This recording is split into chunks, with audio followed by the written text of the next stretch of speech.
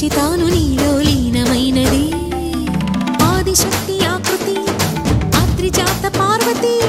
తానువైన ప్రాణధవుని చెంతకు చేరుతున్నది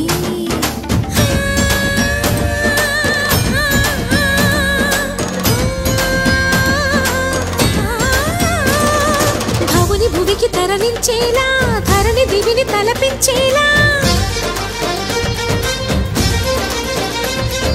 రసతరంగిణి లీల ఎదిని నృత్యరతుని చేయగలిగే వేళ భరత వేదముగ నిరత నాట్యముగా కదిలిన పదమిది ఈశా